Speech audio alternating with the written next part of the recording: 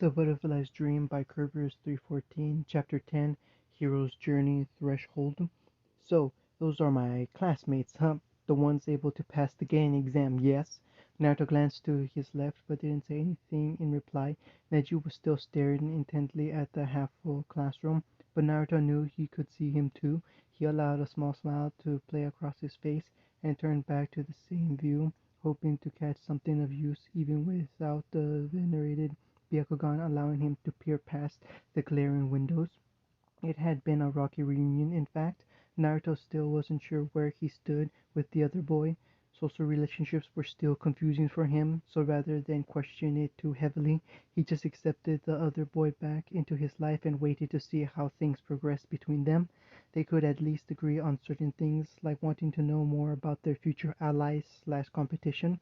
Neji had always been serious about being a shinobi, but now seemed more adamant to other people's suggestions. He still might not have possessed the will of fire, but Naruto would be confident to have the boy next to him in battle. Still, he'd like to give his right arm to have Yang by his side. Feeling nostalgic, Naruto grimaced and shooed the hand away that was ruffling his hair. Not in your dreams.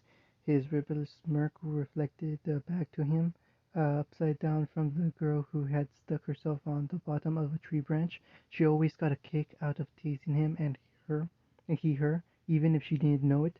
The Ruby had once confided in him that particular private joke was worse than some of Yang's. Regardless, he accepted it as a part of him like his other verbal tick, and Ruby just had to get used to that difference, just as she would have to get used to the fact that they were both lived in dangerous worlds where they needed every advantage they could gain. Ruby's trial by fire would come soon enough, but Naruto needed to be aware of the situation day to day. Yamato had shown them the first few pages of his so-called bingo book, enough to scare them into paranoia.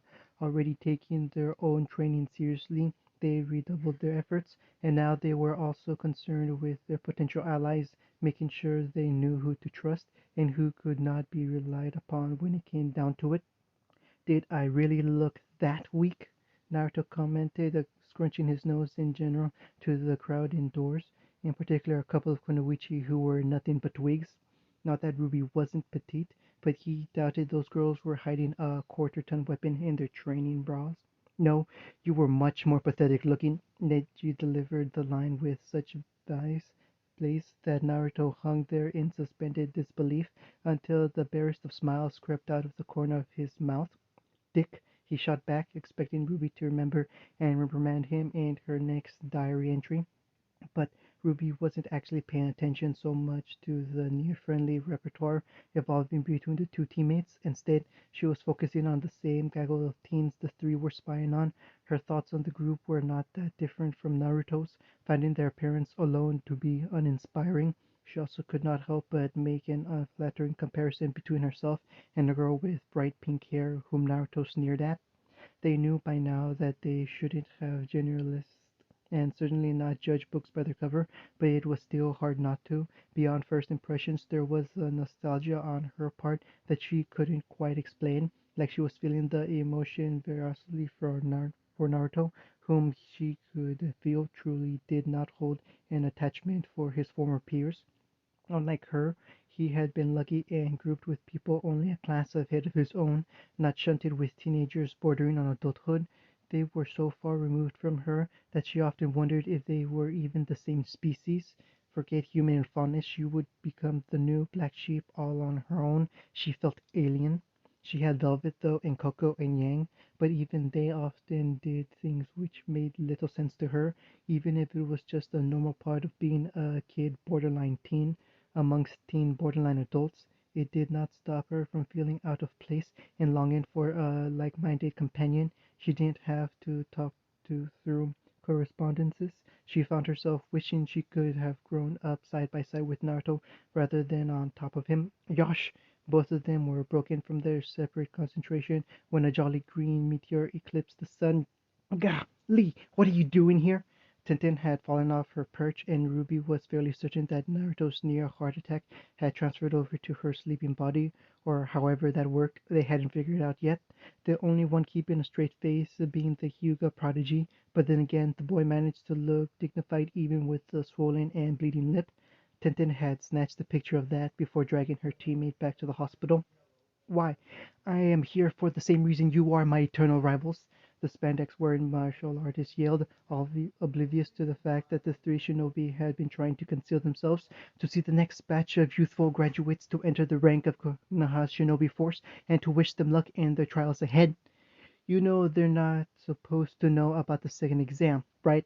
Naruto said, taking advantage of his vibrating eardrums to remove some of the wax that had been dislodged. Besides, he grumbled, adjusting himself to a more leisurely position on the tree branch, I bet you're really just here to challenge me or Neji again, right? With a youthful suggestion, Neji and by now Tenten, who had picked herself up off the fourth floor, glared at their third member murderously. But alas, no. Kai-sensei only allowed me until noon to observe my potential fellows, and I fear that any serious spar between us would take far longer than that. Yeah, that's a shame. Two audible sighs of relief said otherwise. We will just have to settle the score another time. Perhaps I could talk to your instructor and organize another group train. Hey, yeah, that sounds like a great idea, but I'll tell you what. Right now, Yamato Sensei's out of town, and we actually have to get going. Neji promised to treat us all to ramen in celebration for our return to active duty. Though he looked like he was swallowing a bug, the white-eyed boy made no move to confirm or deny this statement in lieu of the alternative. So, yeah, bye. With that, he grabbed a hold of his teammate's shoulders, and the three of them disappeared in a vortex of crimson leaves, leaving a frazzled but awe-inspired Lee, who was clutching his fist with a tear in his eye. My eternal rivals. So cool. Dear Ruby, I can tell the port guy upset you, but try not to let it bother you too much, though it is nice that we have someone else to tell us about summer now, since Taiyang dad doesn't want to. I'm still a little worried about it becoming a distraction. I know, you don't have to remind me I'm being hypocritical. I also don't have to remind you I miss her too. Maybe I'm just being paranoid, but I guess that's my job now. Maybe because that guy Ospin seems so much like Gigi, don't you think? Anyway, I just want you to have a clear path towards your dream without anything to spoil it. We both have a long and hard path ahead of us. I hope you'll still look out for me the same. I promise not to get annoyed even if you nag, but just remember that it's never just you fighting out there, and it isn't just your dream, it's ours. Yours always, N. Why did Ruby's life have to be so boring that she always focused on Naruto's day instead of her own? She was sitting in her classroom and was supposed to be reading a lesson on the history of the All Kingdom Information Neutrality Decree, but instead she found herself staring fuzzily at the daunting block of text and remembering the look on each of the fresh getting faces as they looked to the head of their own classroom like they had the whole world ahead of them. Had she, and by she meant Naruto, looked like that, so eager and naive? It always felt like the two of them had been happy, if only by virtue of having each other to fall back on, but never unaware, never childish in the sense that those children were, except for one, and that was the one she couldn't get out of her head. Unlike them, and unlike the other Genin, this boy was neither childish nor happy, but neither was he content. He was different, an island of calm in a sea of elation. She had always held hope of finding another one like them. She rejected the conclusion that she and Naruto were unique in the universe, but she quickly dismissed the raven-haired boy as a possibility. He was too sad, too full of hate, not like them at all, for who could be unhappy when they were never alone? Who could be cynical when one realized that life always brought misery but also joy? It was enough to pinch her nerves anyway, and she vowed to mention him in her next letter. So, what did Port want the other day? Though she didn't bat an eyelash at her sister's obvious yet appropriate nickname for their brief substitute teacher. Nonetheless, Ruby blinked at the feeling of deja vu the topic brought on. You'd think she'd be used to that feeling by now. Not sure exactly, she shrugged, feeling the weight of books shifted on her back. Oh, Yang asked, feigning disinterest. In fact, the blonde was not that interested beyond the fact the man was from Beacon. She asked She was asked to interrogate her sister by her father. That meant she would give a token effort at it to assuage the overprotective man's feelings. So he doesn't think that my sister's some kind of super huntress and wants to whisk you away right now to study at his prestige school. She continued with fake indignity, clutching a hand to her heart and pulling her sister closer to her. Sigh. It seems you'll just have to plod along with us slow learners for a few more years then, huh? Ruby grumbled, but didn't try to escape the embrace, which threw her off balance. Even though her sister was using a teasing tone with her now, the topic was always a sore spot with the younger girl. She still held the sneaking suspicion that Yang was truly envious of her rapid progress. But she had not lived as long as Ruby had. She had not gone through the toil and the pain which came with that separate existence. If she had, would she have emerged the same bubbly and confident woman as she was blossoming into? No, Ruby was the only one envious there. Meh, Professor Port talked almost as much about himself as he did me. Ugh, you think he's some kind of perv or something? No, I really don't want to, thanks. Instead, she continued to think about that other boy in Naruto's class. She had dismissed the possibility that he was like her Naruto, and she still felt that way. But wasn't it possible? Their life thus far had not been easy. She would not deny that. They had come out of it with a greater appreciation for what they had. But would anyone else? But would anyone be so optimistic? Was it not possible that people could experience the same thing and come to different conclusions? The net of thoughts she was weaving herself came untied when something warm buried itself into her scalp. You know how proud of you I am, right? Yang asked as she nuzzled the top of Ruby's head with her nose, arm wrapped around her tighter and driving the late winter chill away. The two stopped on their walk home, pausing on the path which was freshly covered in a light layer of snow. New flakes still trickled down from the treetops to cover their footprints behind them, but even if they were to stand there until the snow reached their knees, they would still be able to find their way home in that endless drift. The honesty in the words, the beautiful truth.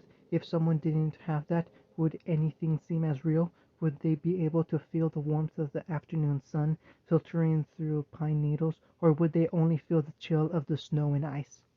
Maybe the difference between optimism and doubt was smaller than she thought. Maybe it was but a small act of kindness which set them apart, flicker of light guiding them in the right direction. She never thought about it, but Naruto was right. Their goals were the same, to be the guiding light for others to follow. Yeah, I know. Winter would melt away to become spring, spring drying to become summer. Time would pass once again, unstoppable and impossible to quantify for those two intertwined souls. For everyone else, it would be less than half a year, 5 months of working towards an arbitrary deadline, the next checkpoint in their lives, which they could then look back and take stock of what they had accomplished. This would appear to be pitifully little in the eyes of our two principal characters, as time for them passed both frustratingly slow and blindly fast, but this was again because they measured this progress with their own units, unable to compare themselves to other people in their lives as they took the steps two at a time. They would eventually get lucky and have their chance to measure themselves against a worthy barometer, if it indeed could be considered luck. Neither Ruby nor Naruto felt particularly lucky in their respective situations, although had she been able to write to him, she might have pointed out that this was exactly the kind of luck the blonde should be used by now. She bemoaned that his fickle fortune was finally bleeding over into her existence as well, but the two of them had no time to spare to write long, massive back and forth. Both were too entrapped in their own crisis to be of much help to the other, and all the times when they should have been resting, they instead spent worrying about their other halves, while otherwise helpless to do anything. For once, they were on their own. Of course, they were not truly on their own. Naruto had his team to account for him, and Ruby in turn had her fellow students running the gambit alongside. But in the heat of the moment, it was more often that they would have to depend on their own abilities to survive, rather than one of their comrades to come bail them out. But perhaps it is better to begin this side tale before this point of no return. The start of Naruto's side of the episode could have begun the moment they were handed their second C rank mission. Even though there was nothing to tell them that anything was amiss with the task itself, there was a sense of foreboding that none of them could shake. Maybe it could have been because of their first C rank had ended on such a bad note, but this was a totally different object than the first, an escort mission. The moment after they left the mission office to go meet their client, they passed by another team moving in the opposite direction, and mirrored to Naruto's blonde-haired, blue-eyed optimism was that dark-haired, dour young man with eyes black as coal which sparkled with a fiery red ember. He recognized the boy from that day and Ruby's note which signaled him out, but whatever higher message he was supposed to get out of their brief trading of stares was lost as the moment passed by in a flash. Naruto's team continued down the hall to round up their patron and hurry him back to his home in Wave. It was like Ruby's deja vu, but in reverse, like he was supposed to see or do something, but felt only emptiness behind him. The beginning of Ruby's Vegeta is more difficult to place. She had known about the field trip since the start of the semester and had kept it in the back of her mind until the day itself arrived, so it wasn't anything new. When it arrived, she accepted it casually. Even though it was the first official hunting trip, it would not be the first time she had christened Crescent Rose with the blood of Grimm. They would gear up with 3 day packs full of everything needed to survive in the untamed wilderness outside of Velm. Then they would depart the school in flota of small fishing vessels, which would take them close to the point where they would begin their exertion. Throughout this long process, nothing seemed amiss. Velvet and Coco had already related their breezy experience the previous year, and her sister seemed openly excited about the prospect of getting to really let loose in an open space instead of the highly monitored school setting. It was probably that both Naruto and Ruby were excited for one another that they failed to miss the warning signs. That puddle probably shouldn't be there, huh? Naruto was whispering mainly to himself, or perhaps Ruby, even though she probably spotted it before him, but it was Neji on his right who did anything about it. The very second after he activated his bloodline was when the story began its descent. It was a brilliant day late in spring which the two Miss Shinobi decided to ambush them. Naruto was feeling particularly confident, despite the fact that they had torn Yamato Sensei into shreds within seconds. His adrenaline exploded upon seeing the glittering chains snake through the air, his brain latching onto that familiar sight and kick-starting his excitement. Though they were connected to the enemy's gauntlets, they might as well have been his weapon instead of theirs. He clamped onto them and heaved the two linked strands towards his center with their owners in tow. The tuning disconnected them before they were sucked into the surprisingly strong whirlpool, but were not prepared for the boy to attack them with their own tools. He ignored whatever threat they shouted at him, leaving the words for Ruby to decipher. Naruto only had eyes and ears open for combat as he flashed towards one of their attackers. He figured Neji could handle the other easily enough, and he saw Tenten had already moved to a defensive position in front of Tazuna. Neither Naruto nor Ruby was very tall, and this often worked to their advantage when it came to battling more experienced opponents. The blonde Genin ducked underneath the massive gauntlet swiped by the cloaked figure and used one of the two chains he had borrowed to hogtie the man's legs. As he began to topple over from his lunge, Naruto sprung up from his crouch with an uppercut that might have shattered the man's jaw. But Naruto did not want to leave any question in a matter of life and death. As much as he didn't like to kill, he also didn't want the man to be a further threat to his team. As the shinobi's head jerked back from the blow, exposing the rather long neck, Naruto took the second chain and wrapped it around the fleshy post, landing behind his enemy. He then jerked the chain down to the ground, dragging the man with it and smashing the soft back of his skull against the hard-packed road. The battle, more of a skirmish really, was over in little over twice the time it took the two to execute their ambush. Yamato appeared moments after the second shinobi was brutally dealt with by a gentle fist strike to the heart. The adults had words, tense words. In the end, the sentence came to them to deliver. Would they continue on with the mission, or would they do the prudent thing and go back home? Naruto wasn't scared of death, his death. He was afraid of what would happen to the one seeing things through his eyes, though. Was death in a dream the same as real life? Could either of them really exist without the other? That was a thought he didn't want to entertain, but had to on repeated occasions, since his line of work mandated it.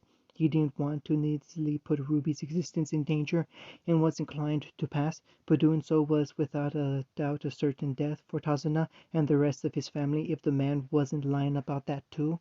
What would she want him to do? They had never fathomed to put others' lives above their own. He already knew the answer. Boy, those clouds sure rolled in fast. The sky changed from a bright and sunny day in Fire Country to a gloomy overcast. A spring storm was approaching from nowhere, like they always did that time of year. Ruby tried not to let Naruto's dilemma occupy her mind, but this was of little use, and the weather only served to exasperate her gloom. Meh! Cheer up, sis. A little rain never hurt anyone. It wasn't rain she was worried about, but her sister's words rang true. She couldn't afford to be upset and distracted when Grim were afoot.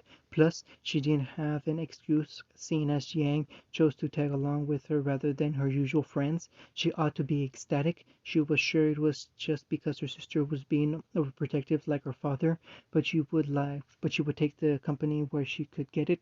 They would be down river from where the Grim spawned, like a watershed. There was no single breeding ground, and the soulless beast simply trickled down into this relative bottleneck in the mountains south of Vale. They would be funneled together in a few passes, which afforded the travel out of the wilderness, and that would be where the teams would wait. It was the perfect opportunity to train young huntsmen and huntresses to deal with both the most juvenile creatures as well as the natural danger they might face. The weather was typically unpredictable in this elevation in season. In fact, one was harder pressed not to slip off the mountain rather than be taken down by a pup beowulf or suckling barbotusk. In other words, it should have been a cakewalk, but cake was sweet and implied a warm, comfortable kitchen surrounded by celebration of loved ones. The rain was bitter, and as Ruby cinched up her hood to prevent the pebble-sized droplets from stoning her head, she could hardly see her brilliant blonde sister in all of this precipitation. And it was cold. Yang, we should probably head back to camp now. There might have been a reply, but the girl couldn't hear it past her chattering teeth and the howling wind. She tried to imagine how Naruto would feel in the same situation. He had a higher than average body heat, and so she pretended that feeling in order to stay warm. Yang! She called out again, but there was no answer. Damn it! Thought though the words were again drowned out by the constant pelting, she could taste their dirtiness on her lips, and figured Naruto could too. But he wouldn't be reprimanding her like she would him. He was likely swearing up a storm to rival the one outside anyway.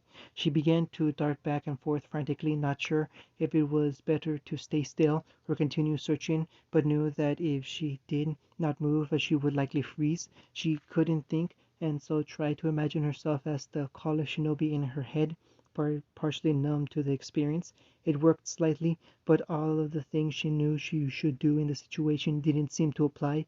She couldn't tell where she had last seen her sister, and any signs which might have shown her the way were already washed downhill by the streaming rain.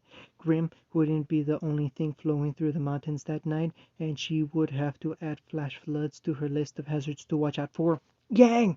Yang! Where are you? Even though she was fairly certain that she could backtrack to the main signal encampment, she wasn't sure if it was better to go get help in this case. Normally people could survive for several hours at least in their near freezing environment, but they were overdue for dinner, and neither of the girls were the most famine resistant among their class anyway. Their in shape but fat decisive physique meant that they would suffer from hypothermia quicker than an adult would without calories to burn. Aura was good at blocking out physical trauma, but not very efficient at retaining body heat. And it was getting dark. She blocked out the enticing thought of a nice steaming hot bowl of ramen, which was not in the cards tonight, If only she knew some kind of jutsu which could help her locate someone's aura, but she knew she had to work with what she had, which admittedly wasn't much at the moment. Hell, so I wasn't a bad tracking dog, but even he would have a hard time finding Yang in this downpour. Think, Ruby, think. And while she thought, she kept moving farther and farther away from the plateau where they hoped to ambush Grim, traveling in the valley below, and farther still from the path back to camp, where there were sure to be people worried about the two of them. Mired in her internal crisis, she wasn't paying enough attention to where she was placing her feet, and suddenly found herself face to face in the mud. Found her face down in the mud. Her main thought was of her weapon, making sure that none of the dirt was about to clog the system before she focused on herself. Apart from looking more like a poorly formed mud clone, she was all right, but it was what had tripped her that got her attention. An orange scarf. She pulled the limp cloth from around her ankle, trying to make it out past the monotony of mud caking it and her. There might have been blood on it, and the jagged holes might not have been from her stumble. She couldn't tell in this insufferable rain, but it was Yang's. Of that she was certain. But from where? She was at the top of an she was at the top of an arte where the peak smoothed down into a path. One direction led up to the cornice and a long succession of trail which hugged the side of a perilous drop, and the other direction went down into a wash which discharged into the Vale Sea. Left or right, water flowed downhill, but it didn't necessarily follow that her sister was swept away by the deluge. She stood shakingly and was about to head off downhill when she paused and looked down at her filthy boots to see what had really tripped her up. Right! She tied the rag around her leg and turned to her left. The path less traveled it is. She headed on up the mountain towards the jagged rock which stood like Sauron's tower gazing down on her. Never did she turn her head to look back at the massive paw print whose claws pointed in that same direction. End of chapter 10.